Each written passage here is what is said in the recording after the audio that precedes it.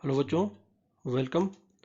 आज हम परागण के बारे में अध्ययन करने वाले हैं और परागण में हम देखेंगे इसकी परिभाषा, उसके विभिन्न प्रकार, है ना। फिर हम स्पेशली जो परागण है सेल्फ पॉलिनेशन, उसके बारे में समझेंगे और फिर हम स्व परागण के महत्व और सिग्निफिकेंस जैसे कहते हैं उसके इम्पोर्टेंस के बारे में अध्ययन करेंगे।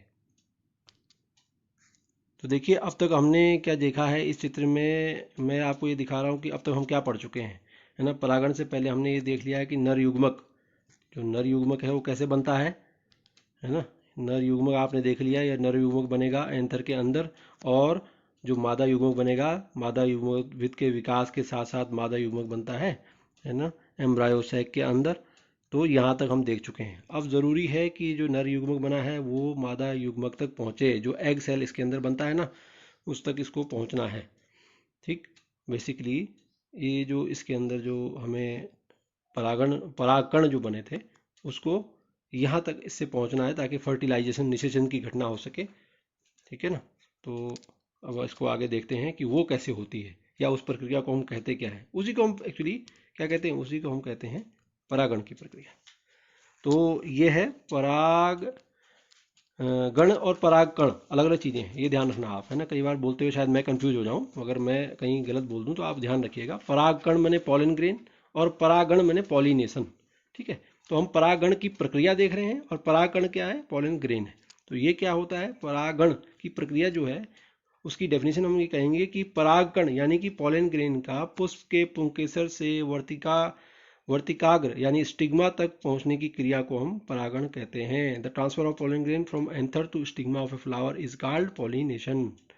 तो ये या तो प्राकृतिक नेचुरल क्रिया होती है, परंतु यह प्रेरित या इंड्यूस्ड भी हो सकती है। मतलब आर्टिफिशियली रूप से भी हम वहाँ से अगर परागकण को निकालें और स्टिग्मा तक पहुँचा दें, तो ये प्रक्रिया भी एक तरह से परागण ही होगा, लेकिन इसको हमने नाम दे दिया। अगर हम इसको आर्टिफिशियल ढंग से कर रहे हैं, है ना, तो इसको हम नाम दे देते हैं संकरण या हाइब्रिडाइजेशन।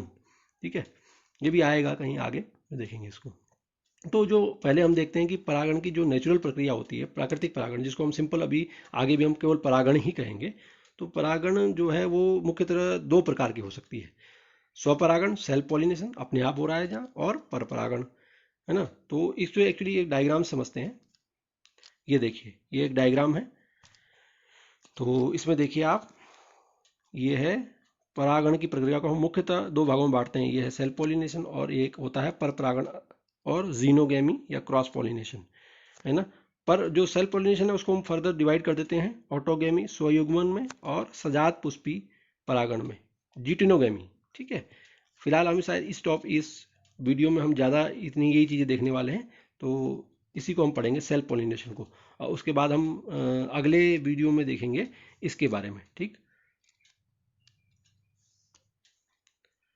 तो देखिए, ये है क्रॉस पोलिनेशन, एक डायग्राम से आपको दिखा रहे हैं कैसे होता है, और सेल्फ पोलिनेशन कैसे होता है। सेल्फ का मतलब अपने आप, अपने ही पुष्प का जो पुंकेसर, उसी से वो परागकण निकल के और अपने ही पुष्प के उसमें गिर जाए, तो हम कहेंगे कि ये क्या है, सेल्फ पोलिनेशन है।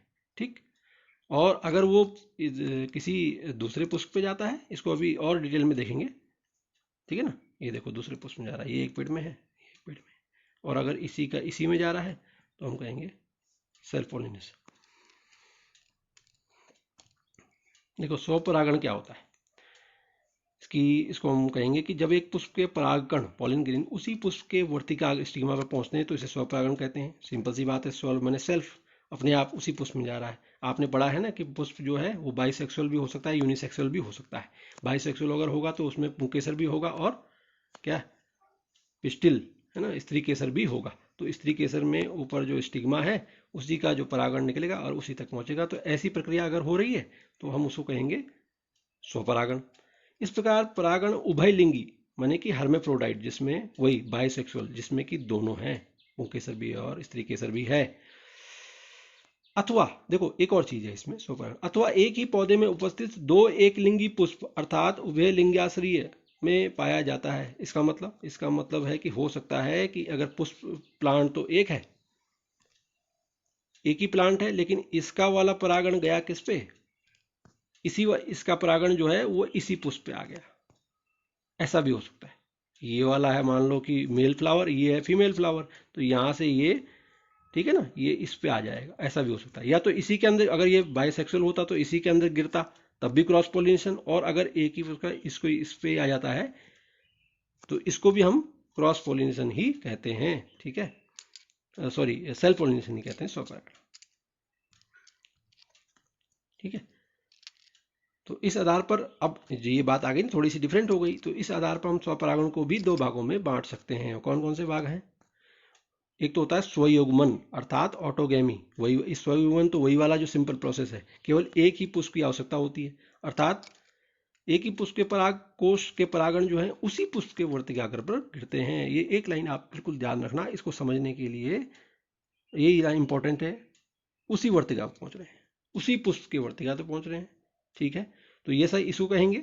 ये किसका प्रकार है? सेल्फ पोलिनेशन के दो प्रकार हो सकते हैं, ऑटोगैमी यानी कि स्वयुग्मन, और दूसरा है जो मैंने दूसरा बताया था ना कि एक ही पेड़ है लेकिन पुष्प जो है अलग अलग है, तो ऐसा क्या हो, उसको बोलेंगे हम सजात पुष्पी या जीटिनोगैमी बोलते हैं इसे, ठीक है ना। जब किसी एक पुष्प के परागण जो है उसी पौधे के दूसरे पुष्प, ये याद रखो आप बस, है ना, कि वर्तिका अगर पहुंच जाते हैं तो इसे हम सजात पुष्पी परागण कहते हैं या जीटिनोगैमी कहा जाता है। तो ये किसके प्रकार हो गए? स्व के। अच्छा अब देखिए कि अच्छा स्व परागण सॉरी, तो स्व परागण के लिए कौन कौन सी कंडीशन रिक्वायर्ड होंगी, मतलब कौन कौन सी चीज़ें चाहिए हमें, क्या क्या अनुकूलन होना चाहिए स्व परागण हो? क्योंकि देखो भाई बहुत सारे फूल हैं, अब किसी का परागण कैसे कहीं पहुंच गया, किसी और के फ्लावर में पहुंच गया, ऐसा भी तो हो सकता है, कुदरत में तो बहुत है ना, तो वैरायटी है। तो ऐसा क्या होना चाहिए कि उसके परागण उसी में पहुंचे? क्या क्या चीज़ें हो सकती हैं, उस अनुकूलन क्या क्या होते होंगे? कॉन्ट्रीवेंसेस और अडाप्टेशन बोलेंगे इनको, कंडीशन भी आप बोल सकते हैं। या कौन सी ऐसी चीज़ें होंगी या कौन सी चीज़ें होनी चाहिए फ्लावर में जो कि स्वपरागण हो पाए? तो उसके लिए सबसे पहली बात है, उसे बोलते हैं समकाल पक्वता। समकाल माने सेम पीरियड में, पक्वता माने पक जाना, इसको इंग्लिश में कह रहे हैं होमोगेमी, है ना, ये कंडीशन है, ठीक है। तो ये क्या है, इससे क्या होता है, इसके देखिए इसकी डेफिनेशन तो खैर लिखी है, तो लेकिन इसको समझने के लिए मैं आपको बताऊं। इस प्रकार के अनुकूलन में उभयलिंगी पुष्प के परागकोश अंतर तथा वर्तिका एक साथ परिपक्व होते हैं। मतलब इसको आप सिंपल समझिए कि जो पराग हमारा इस केस में पुंकेसर और स्त्री केसर एक साथ मैच्योर होते हैं।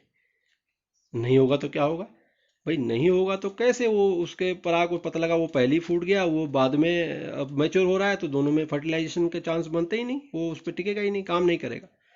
तो मतलब यहाँ सारी ये है कि वो एक साथ परिपक्व होने चाहिए, वर्तिका भी और जो परागकोश के अंदर परागण पनप रहे हैं वो एक साथ परिपक्व होते हैं। तो ये एक कंडीशन हो गई, है ना। तब उसका स्फुटन स्फुटन स्फुटन होगा, तब वो करेगा, डेhiscence करेगा और उसी पुष्प में को वो परागित कर पाएगा, नहीं तो कहीं दूसरा जाना पड़ जाएगा, उड़ जाएगा, बेकार हो जाएगा।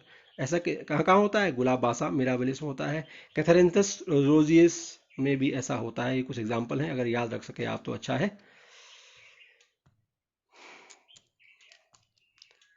दूसरी दूसरी कंडीशन क्या है जो जरूरी है कि स्वपरागण हो, या ऐसी कंडीशन जो इसमें परागण स्वपरागण होता है? पहली तो होमोगैमी है, समकाल पक्वता है। दूसरी बात है कि सामान्यतः परागण की एक उसको बोलते हैं क्लिस्टोगैमी। तो क्लिस्टोगैमी क्या है? जो क्लिस्टोगैमी है वो ये कहती है, इसको पहले समझने से पहले ये आपको थोड़ा सा ये दिखाता है कि ये दो तरह के फ्लावर हो सकते हैं। मतलब समय पुष्प खुले रहते हैं या बंद हैं पुष्प, है ना। कुछ पुष्प होते हैं जो खुले रहते हैं, कुछ पुष्प होते हैं जो बंद रहते हैं। जो खुले रहते हैं पुष्प उनको हम बोलते हैं चेस्मोगेमस फ्लावर, ठीक है, चेस्मोगेमस फ्लावर। और जो पुष्प अक्सर बंद रहते हैं परागण के समय, है ना, परागण के समय जो बंद रहते हैं उनको हम अनूनमिल्य पुष्प कहते हैं, क्लिस्टोगेमस फ्लावर कहते हैं, ठीक, अनूनमिल्य पुष्प कहते हैं। ऐसा होता है कुदरत में, हाँ बिल्कुल, यही तो वैरायटी है। अभी देखिएगा आप कि कुछ पुष्प जो परागण के समय ही बंद रहते हैं, ठीक, तो उसका फायदा होता होगा क्या नुकसान होता होगा जब पूरा वो परागण के समय बंद है? देखो आगे पढ़ो क्या कहता है, उनमें परागण पुष्प से बाहर नहीं निकलते। किसमें? क्लिस्टोगैमस में। देखिए मैंने बताया ना, पुष्प को अगर हम ये देखें कि परागण के समय वो खुले हैं या बंद है, उसके आधार पर दो पुष्प हो गए, चेस्मोगेमस और क्लिस्टोगेमस, ठीक। तो क्लिस्टोगैमी भी एक वो है क्या, कॉन्ट्रीवेंस या अनुकूलन है कि परागण जो है अपने ही पुष्प में होगा। कैसे? देखो अभी जैसे कि एग्जाम्पल दे रहा है ये कनकोवा, कमेनिलिया बेंगालेंस, इसको आपको वैसे समझाता हूँ। इसमें क्या होता है, एक जो पुष्प है ना, इसके जो जड़ें टाइप की होती हैं, उनमें जो पुष्प लगे होते हैं वो एक तरह से बंद रहते हैं। अब बंद जो पुष्प होगा तो जो अगर उसका जो पुंकेसर है उसका स्टिक जो परागकोश में परागण बनेगा वो जाएगा कहाँ, वो कहीं और बाहर तो जा नहीं पाएगा जब पुष्प बंद है। तो वो उसी के ऊपर गिरता है, किसके, अपने ही वर्तिका के ऊपर गिर जाता है। ठीक, तो इस तरह से हम कहेंगे इस क्लेस्टोगेमी, जहाँ क्लेस्टोगेमी होगी वहाँ केवल और केवल स्वपरागण ही हो पाएगा। ठीक है, चलिए। अच्छा, अब देखते हैं कि इसका क्या फायदा होता है, स्वपरागण से क्या बेनिफिट है। कुदरत में देखो कोई चीज़ हो रही है तो उसके अपने फायदे नुकसान हैं, तो देखिए क्या होता होगा। तो देखिए स्वपरागण के पहले हम लाभ देखते हैं, है ना। तो एडवांटेजेस क्या हैं, देखो निषेचन अवश्य होता है क्योंकि पुंकेसर और इस तरीके से दोनों ही एक समय पर परिपक्व होते हैं। दूसरी बात है कि आनुवंशिक लक्षण सुरक्षित रहते हैं क्योंकि मिक्सअप तो हो नहीं रहे, अपने ही अपने में रह जा रहा है वो, इसीलिए आनुवंशिक लक्षण जो हैं वो वैसे के वैसे रहते हैं। हम अगर प्योर वैरायटी पाना चाहते हैं तो स्वपरागण एक अच्छी प्रक्रिया हो सकती है।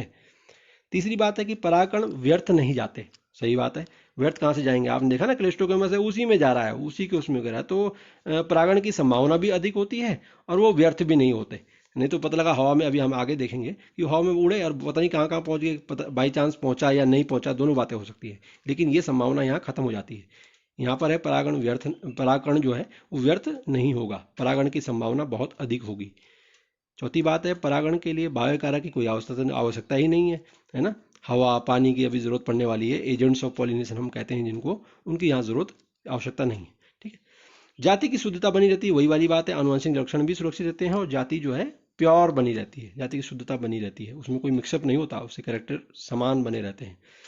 अब लेकिन यही जो कुछ जो अच्छी चीज़ें हैं ये कुछ नुकसान भी करती हैं, वो क्या है, लगातार स्वपरागण, देखो ये डिसएडवांटेज है, हानियाँ क्या है, लगातार स्वपरागण से संतति में पीढ़ी दर पीढ़ी कमजोरी बढ़ती है ना, उसमें कुछ जब है विगर नहीं डेवलप हो पाता, बीज अच्छे नहीं होते, नई जाति किस्म नहीं बन पाएगी, कैसे बनेगी, क्योंकि वो क्रॉस तो हो ही नहीं रहा है, वो अपने ही अपने में चल रहा है, तो अच्छे बीज आप डेवलप नहीं कर पाएंगे।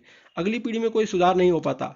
सब एक तरह की बातें आप अगर याद रख सकें इनको, तो अगली पीढ़ी में कोई सुधार कहाँ से होगा, क्योंकि वो तो उसी एक ही पीढ़ी, एक ही अपने ही फ्लावर से हो रहा है ना। तो संतान में रोग प्रतिरोधक क्षमता भी नहीं होती, है ना, पीढ़ी दर पीढ़ी कम होती चली जाती है। तो ये इसकी कुछ हानियां हैं। ठीक है बच्चों, तो अगले वीडियो में फिर मिलते हैं कुछ नए टॉपिक के साथ, इसी के